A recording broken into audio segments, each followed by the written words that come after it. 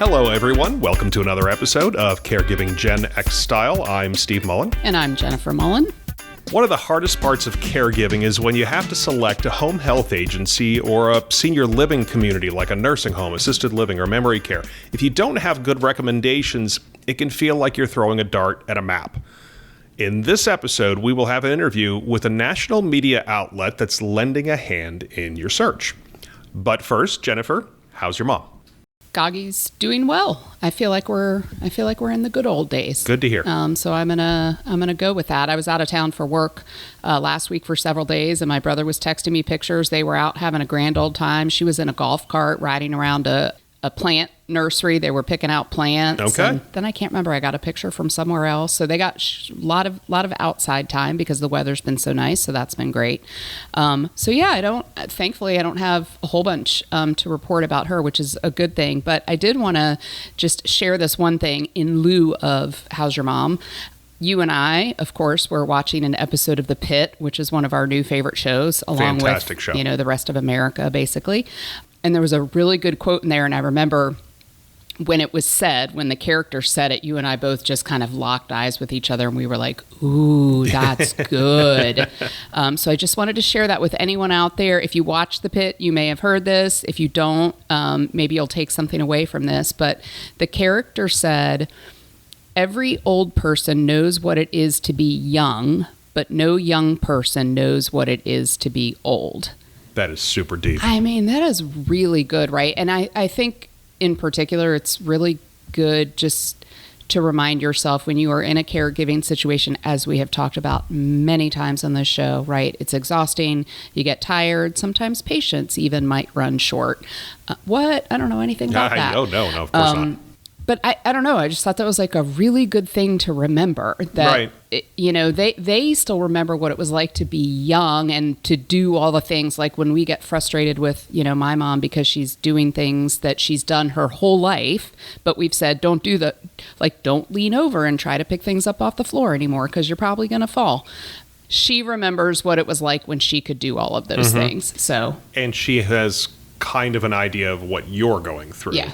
But we can't possibly know what she's going no through. Have no clue. Right. So, It's, anyway. It's something to think about. Yep, just wanted to share that. So, Steve, how's your mom? She's doing fine as well. I want to talk really briefly about her guest chair. Oh, boy. That has been I'm going to keep saga. This as brief as I possibly can. Jennifer will tell you I'm not very good at brief stories, but I'm going to try. So a few weeks back, my brother came to visit with his wife and his youngest daughter and her new fiance baby and her fiance. Yep. And mom was stressing about not having enough seating in her apartment. Now, if anybody's ever been to an assisted living apartment, they're not usually all that big. Mom does have, obviously, she's sitting in the wheelchair. Her seat's taken care of, but she's got a recliner in there, which if you go back far enough, you'll hear all about this recliner that we had to get.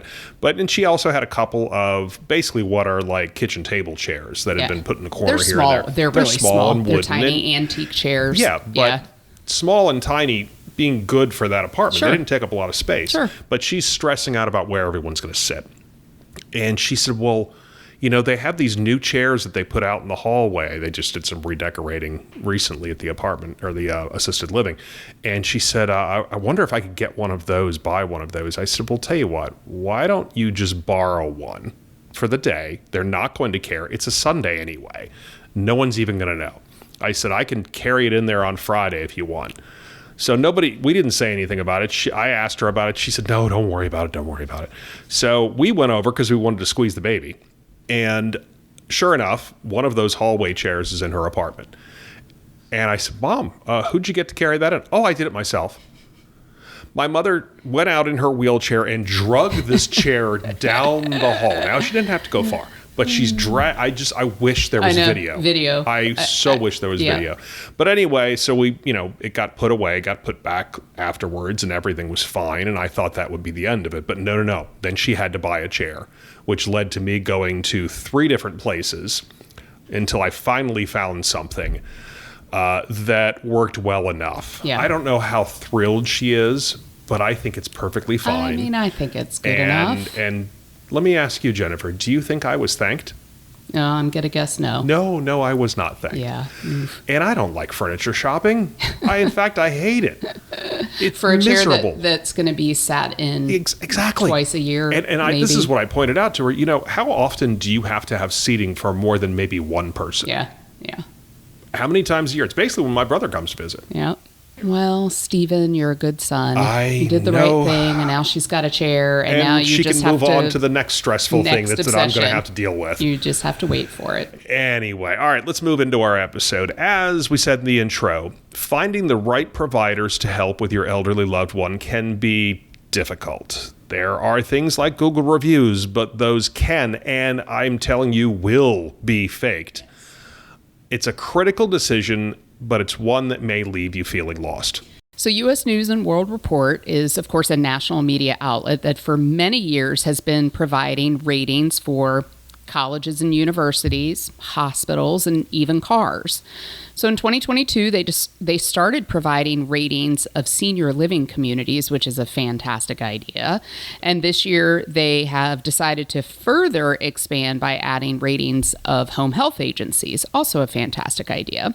So joining us to talk about it is Ben Harder, the U.S. News Chief of Health Analysis. Ben, welcome to Caregiving Gen X Style. Thank you so much, Jennifer and Steve. Great to be here.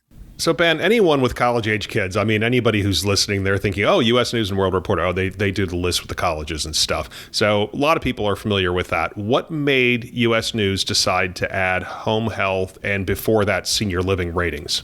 Yeah, we've been publishing rankings, ratings, data to help consumers make critical life decisions since the 80s. The college rankings were the first of those undertakings, but it wasn't long before we began ranking hospitals, which we've been doing since 1990. And I've had the privilege of working for U.S. News for almost 20 years now, primarily on our healthcare rankings. So the team that I have the opportunity to lead does all of the data work, the data collection and analysis behind our hospital rankings, as well as various other healthcare-oriented rankings and ratings that we publish. When we looked a few years ago at where there were opportunities for us to help consumers, families, patients make more data-driven decisions about the care that they get, we really identified senior care as an important opportunity. Obviously, seniors end up in hospitals. We evaluate those. They end up in nursing facilities and rehab facilities. We evaluate those too. But we realized that there were some big gaps in the information marketplace that we felt that we could fill with the sort of rigorous, scientific, but consumer-focused lens that we approach these kinds of problems with. And so that was the genesis of us recognizing that for those who are choosing assisted living or independent living or memory care, there really needed to be some sort of rigorous, independent assessment of senior living communities. And then similarly, our latest edition of the Best Home Health Ratings, just published earlier this year, was a recognition that when people come home from the hospital, they often have needs that can be met through a home health care agency. And we wanted to be able to provide them with some basis for making that important decision too. And I just want to clarify. So these are, with home health and senior living, these are ratings, not rankings, correct? That's right. That's right. We recognize the best. We don't have a number one.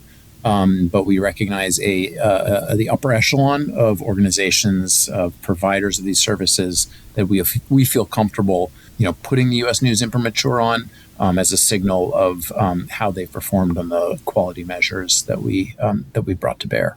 But with colleges, you do rank those, right? Am I thinking correctly? You're right. You're absolutely right. Okay. So how do you go about compiling the ratings, Ben, for the home health and senior living? So for home health, we have the benefit of the fact that because home health agencies are certified by the federal agency known as CMS, there are certain requirements of data that they have to provide to CMS in order to continue operating. And a number of those data points enable us to construct performance measures that we use to evaluate them. So there are two main categories that the data fall into.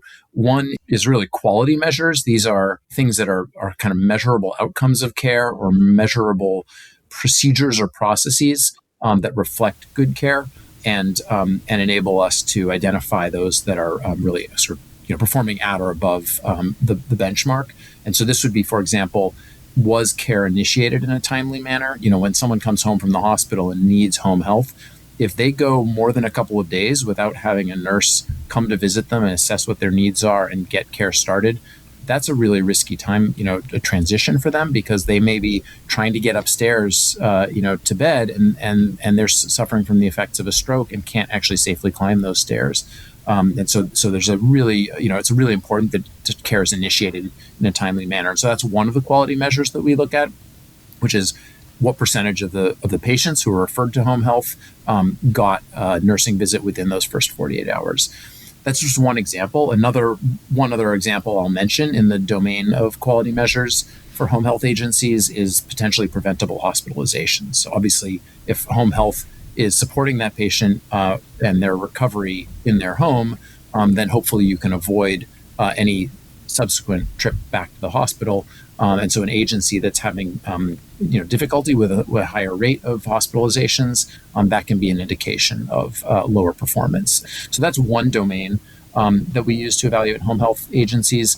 The other is patient survey ratings, and this is based on a structured formal survey that the federal government requires all home health agencies to participate in. So they have to have a designated survey vendor. The government offers a number of those that adheres to the standards that the federal government has established. That involves surveying at random or surveying everyone who was cared for at the agency, filling out a questionnaire that has been developed by researchers and kind of validated as a meaningful way of measuring quality, and so on. And all of that data from the responses that users of consumers of the home health agencies provide to those third-party vendors ends up getting compiled by the government and released to researchers like U.S. News. And so we're able to use measures of the patient's satisfaction or their experience with things like the professionalism, how caring and professional were the therapists and nurses who took care of them. Was there good communication? Were there appropriate discussions about sort of managing their medications or how to make their homes safe, and that sort of thing. And so this multi-question survey produces an overall patient survey score as well as individual measures, and we are using that information as part of our rating of home health agencies. So how do you protect about companies trying to game the system? We mentioned this earlier about Google, and I mentioned that in particular because I've actually seen it with the companies getting various people who work there to post as if they are residents or somebody who looked at it, or they, in one case I saw a review put in place by someone who came in to volunteer. Well, they clearly don't live there. Yeah. How do you protect against gaming the system?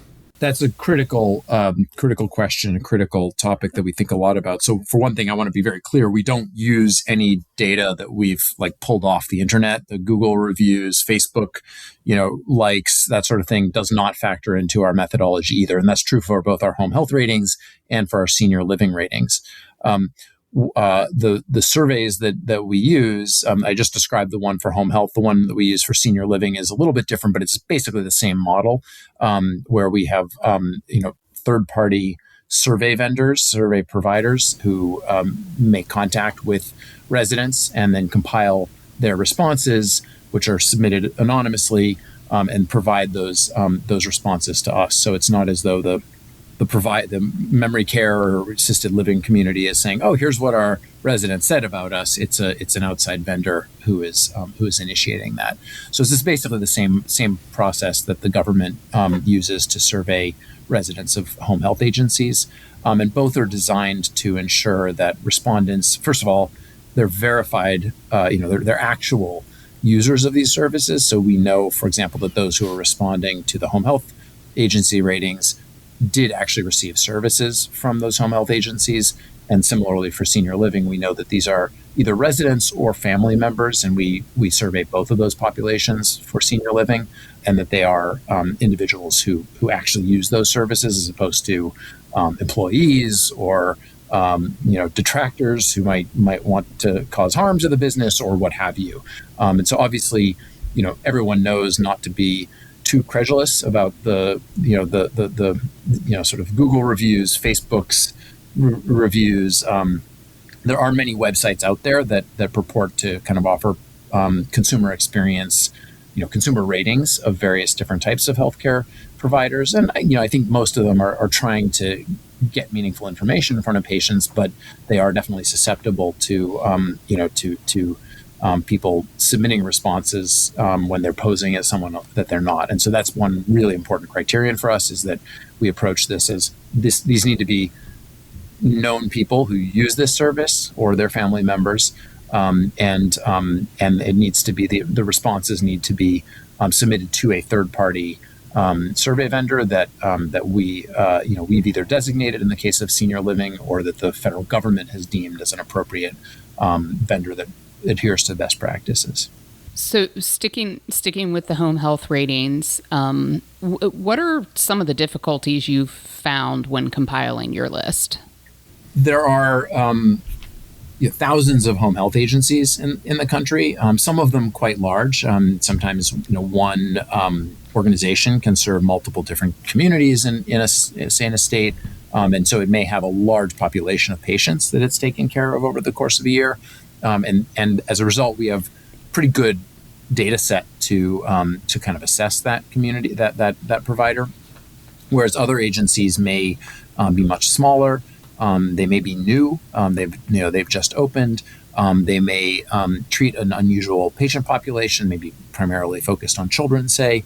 Though it's rare, but there are a few agencies that have a focus of that sort. And so the measures don't always apply to all of those agencies. And so there are some agencies where we didn't have enough data to make a meaningful assessment of their performance. And so we published online profiles that you can find at usnews.com of those agencies, but we didn't assign a rating to them simply because we just didn't have enough data to make a confident assessment. So it's funny you mentioned, pediatric. Our daughter is a registered nurse and works for a pediatric home health agency. Is that right? That is correct, yeah. Yeah. Yep, she loves it. But what's the most important factor when you're rating home health agencies? What's the most important factor that you look at? Is there one? That's a great question.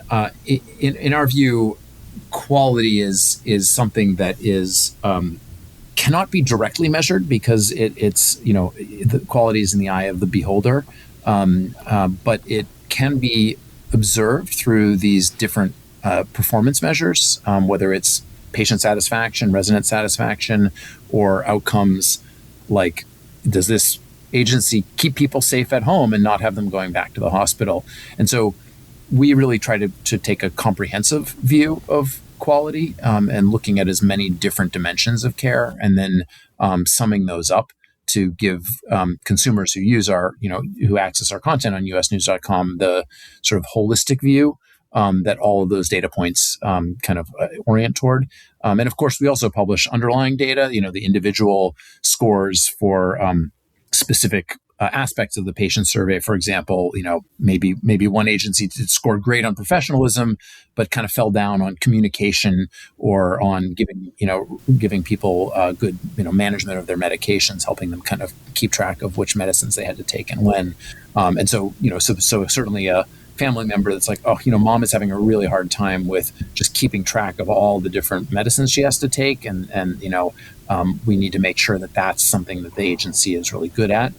Can look deeper than just our sort of top level ratings to identify, is this a strong suit? Is the particular need that we have aligned with the skills and the sort of strengths of this agency?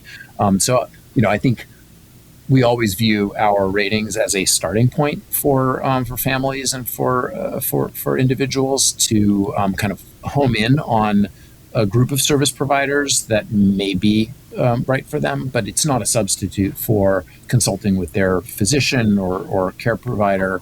And certainly, for something like a senior living community, we publish a lot of content on this as well, that we encourage people to read, but making sure that they've visited these sites if they can, that they've asked questions of current residents, that they've sort of interacted with the staff to get a sense of how caring and dedicated the staff are, maybe what their tenure is, and that sort of thing.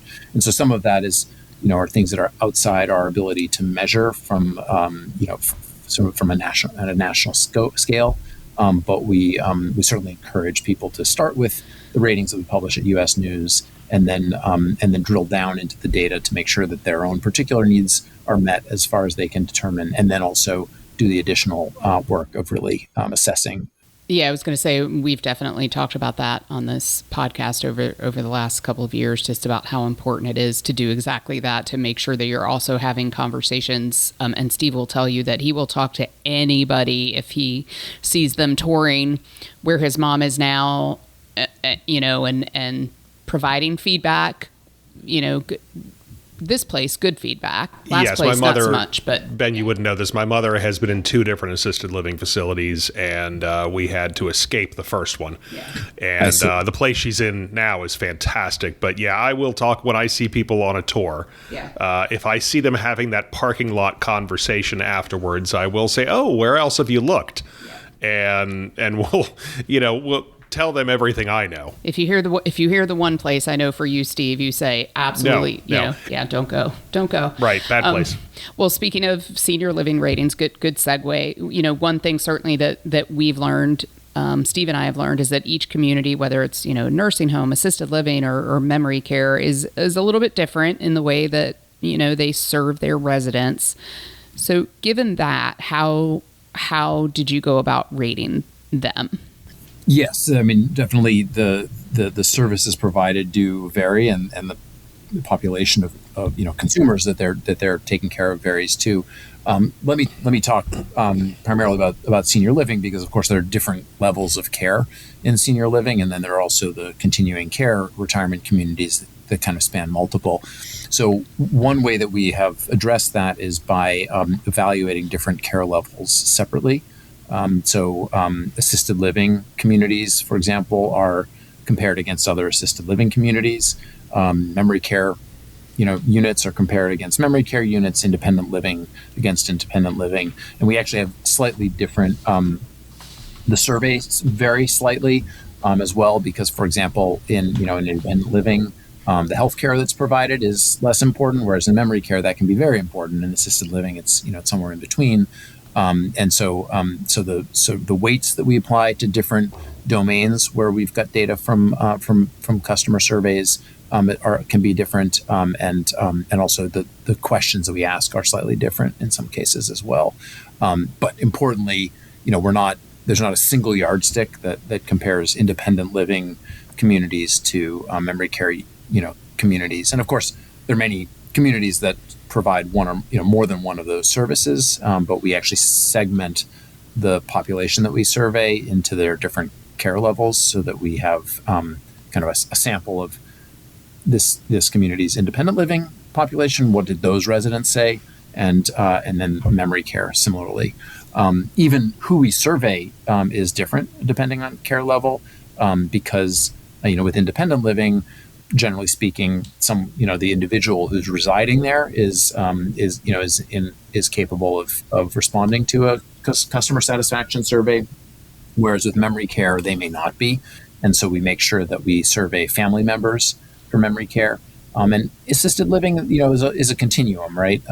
So we actually survey both residents and family members, and then blend that data, taking into account that there are actually some notable differences between how residents tend to respond and how family members tend to respond. So we kind of adjust for that to make sure that the data is as apples to apples as possible. Yeah, that's an interesting point for sure, because so for example, when we first had to move Steve's mom into assisted living, I don't think she would have given any community a good rating, right? Because she didn't want to be there. No, she didn't want to be there. She didn't want to move out of her house. So what she would have said a couple of years ago versus what we would have said probably and very what she different. would say now. And what she would say now. Yeah, absolutely. Right, but it's funny you're talking about all these different types of ratings. You got independent living, you got memory care, you got assisted living, you got nursing homes.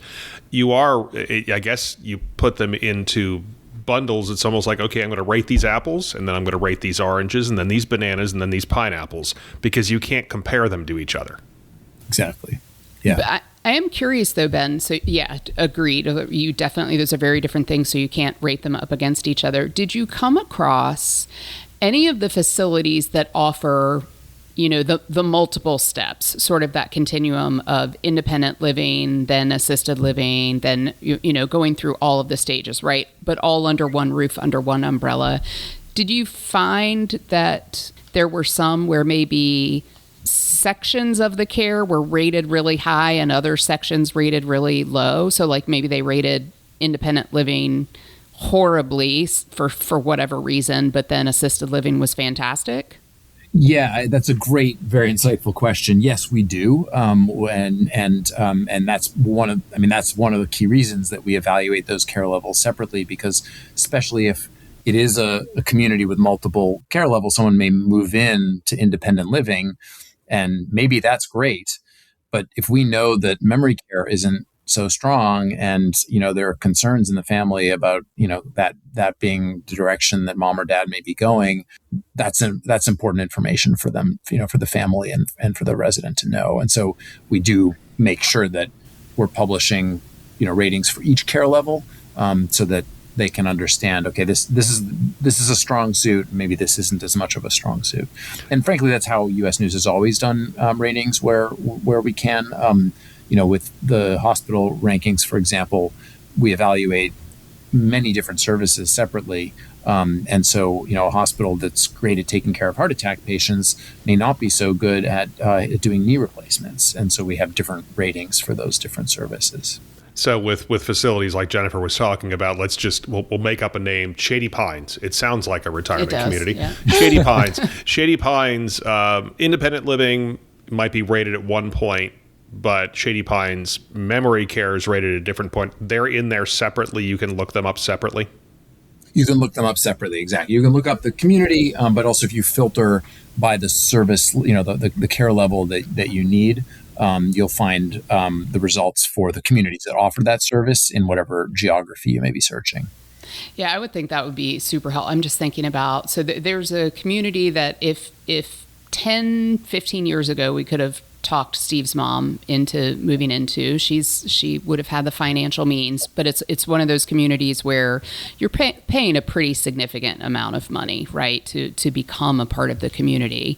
And if you're going to do that, I mean, you're committed, right? You are committed to moving into this place and following it all the way through. That is definitely something I would want to know from the beginning, because she's going to sink a bunch of money into moving into a community like that, but we know somewhere down the road the care is not going to be, maybe at the quality we'd want. That's definitely something you would want to factor into it. It's hard to think that far ahead, but if you can, I would think those ratings like that, being separated out like that, filtering them out like that, would be very useful.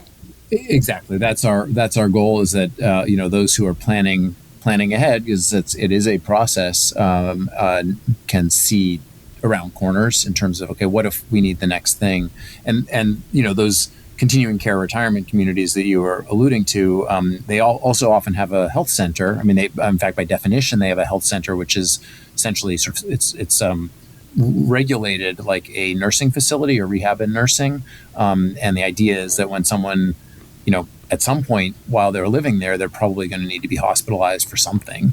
And when they are ready to be discharged, that CCRC, that retirement community, has an on-site rehab unit that they can go back to kind of complete their recovery before they hopefully then move back into whatever apartment they were in. And so we also separately evaluate nursing facilities as one of the other ratings that we've added over the years. And so we actually take that information into account, as well as how they do in independent living, assisted living, memory care. We're also looking at how do they do in post-hospitalization rehab.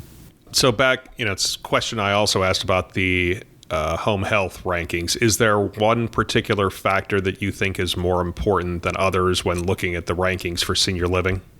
Yeah. So I would say, let me give you kind of two answers to that. And as I was thinking about your question, one is the area where we see the most differentiation or the kind of the widest variation in scores tends to be food. And Not surprised, Ben. Of course it's Ben, food. we are not surprised by Not that. even a little bit. so the data show that very unambiguously, and so and that doesn't necessarily correlate with how good they are at keeping residents healthy or making sure that they feel safe or what have you. But definitely food. Something there's a lot of variation on, and it's also in some ways the thing. I mean, it is among the things that I think residents are and family members in many cases are kind of best positioned to judge, and so it's not as though that's the most heavily weighted measure in our overall rating methodology, but we do measure that domain, and we publish the data on it, and for families for whom that is important, for a resident who's a foodie or you're concerned about them losing weight and you want to make sure that they enjoy the food, that's an important indicator, I think. And so that's one example of where we've made sure we're publishing the underlying data so that users of our results can make an informed decision about what matters to them. Other things that on the flip side, I would say in general, residents almost uniformly say that they feel very safe where they live, or they feel safe, and so there's not much variation on the score for that domain. But obviously, we see there are from time to time news stories of patients with cognitive impairment or dementia, wandering off and coming to harm. There are other stories that come to light, or legal issues that emerge, and so safety is not a guarantee. Our surveying residents and their families is our way of getting at that and trying to make sure that that we have that information available to consumers. But it is ultimately the perception of the resident or their family member, and those perceptions also vary from resident to resident. So one person may love the food, may feel very safe, and another person may have observed something that really disturbed them and may actually find the food not up to spec. And all of that gets rolled into our calculation of the ratings for each community. Yeah, and certainly, I mean, we know, right, that there are many things that are overall, as a family member, you would look at it and say way higher priority. But yeah, the food is definitely, that's been an issue. It was not that long ago. There was a brief change in the chef at the community where my mother-in-law lives, and let me tell you, it was not good. Oh, it did throw things. Everyone was in an uproar because they couldn't get what they wanted, and everything tasted different, and they didn't like it as much. Ben, we did an entire episode of this podcast talking about all the different places your elderly loved one may end up. The hospital, nursing home, rehab, assisted living. Yeah, it was the food will suck. Oh, yeah. Yeah, something like that. Something like that. It was something along those lines. But the food basically saying no matter where you go, the food may be questionable, and that's going to be a problem for your loved one. Thankfully, the food where my mother is now is good. Yeah. But the food at the previous place, she complained about so much. All the time. Yeah. Yes. All the time. All the time. Yeah. So I'm glad, I for one, am glad to know that that's in the ratings. Yes, it's important. I mean, because it's like it's like the three biggest parts of their day. I was going to say, cases. in all seriousness, right? They're going to the dining room 3 times a day, and yes, a lot of things centers around the food. So that's fair. It's fair. So. It is, and it's interesting because we have an open inbox that both consumers and consumer advocates and also senior living and home health providers can reach out to us with feedback, ideas, suggestions. And one theme of feedback actually came from I think a meeting that we convened with a group of senior living operators. But they actually said, put more weight on food. This was a couple of years ago. We've since actually acted on this because we also determined that it was consistent with resident and family member preferences. But the time they said, we don't think you put enough weight on food. We put a lot of effort into it. And some of our communities are better than others. And we know that that's, a problem when it's not good because we get lots of complaints about it from our residents. So, help us help us make it matter more by making it matter more in the ratings, and we can that'll reward us, incentivize us for making sure that it's as good as it can be. So that we felt that was the right thing to do for residents, and it was consistent feedback that we were getting, and we felt okay that that's we're gonna modify, refine the methodology, which is also a hallmark of what we do. I mean, we're always kind of taking on new input and knowledge, and looking for ways to improve how we measure, whether it's home health agencies or senior living communities or nursing facilities or anything else. I mean, I would say if you asked my mother, she would probably say food is number one. Safety is probably number two, which will tell you how important food is for her. And then activities Yep. are probably number three. Basically, how many days per week do they play bingo? Bingo. Yeah. It's all about the bingo. She's all about the bingo. Yeah. Well, so when compiling your lists for either of these, was there anything in particular that surprised you? A lot of thoughts. Let me see if I can offer some observations. I mean, one thing is you alluded to the sort of CCRCs, these kind of buy-in communities where you have to pay in, and then you're really in that community for life. And they are quite expensive. They're really, frankly, out of reach for many Most families. people. Most Yeah. people, yes. Yeah.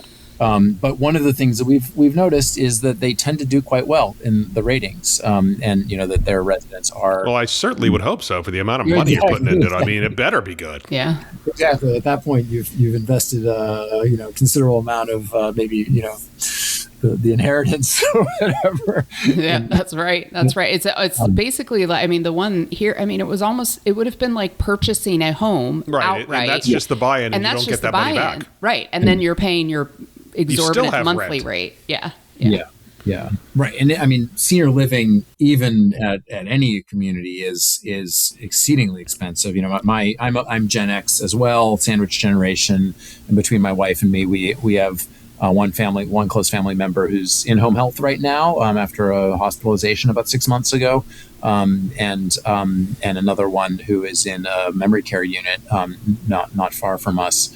And man, those, it is expensive. I mean, senior living is really out of reach for a lot of people. And so, we've also, some of the content that you can find on usnews.com is designed to help people understand kind of what do I get?